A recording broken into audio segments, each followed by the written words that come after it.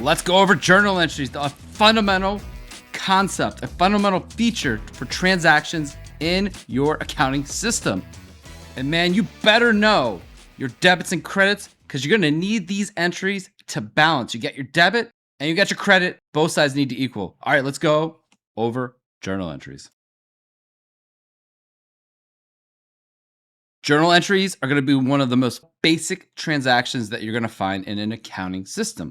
Thanks to Luca Pacioli, the father of accounting, he documented that every transaction has two parts, a debit and a credit, and that is the fundamentals of a journal entry. You have one side that's a debit, and you have one side that is a credit. If you need to refresh yourself on what debits and credits are, I will link a video in the description. It's going to be critical to the rest of this video. There are key components to a journal entry. A journal entry is going to have a date. That's going to be the date you recorded.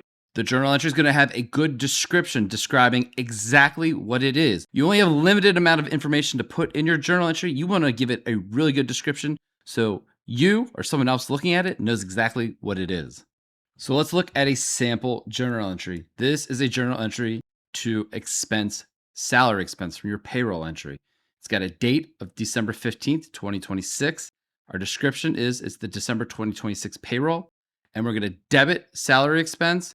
And since this was a cash entry, we're going to credit cash for the money going out.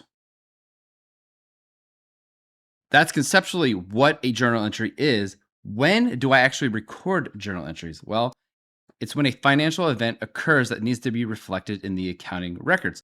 This could be accrual accounting. This could be entries related to cash. This could be adjusting journal entries. This could be correcting entries. This could be closing entries. This could be automated entries from your system. As you can see, there's a lot of variations and reasons you can have journal entries in your accounting system. If you've gotten any value out of this video so far, please smash that like button and consider subscribing. I also post daily quiz questions at 8 a.m. Eastern Standard Time. So if you like daily quiz questions, hit that subscribe button to level up your accounting and finance knowledge. All right, let's continue with journal entries. All right, this is a simple, maybe not so simple, a journal entry related to recording a payroll entry. This is a download. It's going to break out salary, bonus, payroll taxes, cash, taxes, etc. And what we're going to do is we're going to take this raw data and we're going to input it into our accounting system. I'm using QuickBooks here to show you how to do a journal entry related to payroll. So the first thing we're going to do is we're going to debit our 500 account salaries and wages for $5,000. Now I'm going to skip over bonus for a second because I need to add a general ledger code related to bonuses for this entry. So my next expense that I'm going to put in here, payroll taxes are Social Security, 6.2%. And I'm going to debit. That's a debit because it's an expense. And it's a 500 account, so you know it's going to hit the P&L. 500 is going to indicate that it's an expense on the financial statements. Now, I'm giving it a really good description. When I go to run detailed reports, I know exactly what these transactions represent. Next, I got Medicare taxes. I'm going to hit payroll taxes again. This is going to be your 1.45% match. This is the employer match, just to clarify, not the employee. The employee comes out of the net, just as a reference. Again, I'm going to give it a good description for my detailed reports in case I need to know exactly what it is. I'm going to skip over Medicare withholding, and I'm going to hit FUTA and SUTA, federal unemployment and state unemployment. This will be an employer expense, and I'm going to recognize those under payroll tax expense. I haven't broken them out in a separate category. Some people might break out their unemployment taxes in a separate GL here, just combining them together in total payroll taxes. And I'm going to give it a good description so I know which one's FUTA and I know which one is SUTA. So next, I skipped over the healthcare withholding. This is the amount that is withheld from an employee's pay to cover a portion of their healthcare expense. And it's going to be an offset to healthcare expense as my company pays the healthcare premium.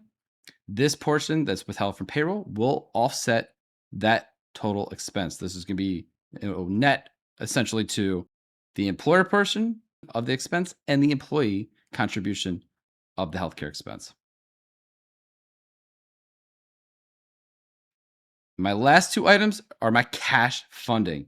I broke it down into two. These are the taxes that have been withheld from employees' pay, and it's going to be sent to federal, state governments. And then the net cash. This is what is going to be deposited into my employees' bank accounts.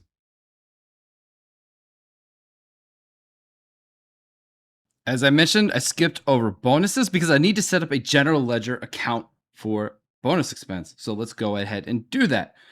All right, I'm gonna give my GL account a name, bonus expense, and I'm gonna assign an account to it. I'm gonna give it a 500 account. I wanna know, I'm gonna try to keep them in sequential order where my salary, my bonus, try to keep my payroll expenses, my payroll general ledger accounts, the numbers together. I'm gonna identify this as an expense, and I'm gonna label it as a payroll expense. In the description, going to be a little redundant, but I'm going to label it as a discretionary bonus that's tied to the 503 bonus general ledger account. Now I have it set up. Let's record our bonus expense in our payroll entry. I got my 503 account in there for bonuses. I'm going to give it a good description. I'm going to put the $1,000 in, and I want to make sure my debits equal my credits for a proper journal entry to post and to balance. The debits need to equal the credits, and it does. Let's go ahead and post it in our QuickBooks system. We got our payroll entry now booked for January in our accounting system. That's our fundamentals of journal entries: when to post them, how to post them, giving them a good description. I hope you learned something from this video, and I will see you in the next one. Take care and goodbye. Yeah. Yeah. Yeah. Yeah. Yeah.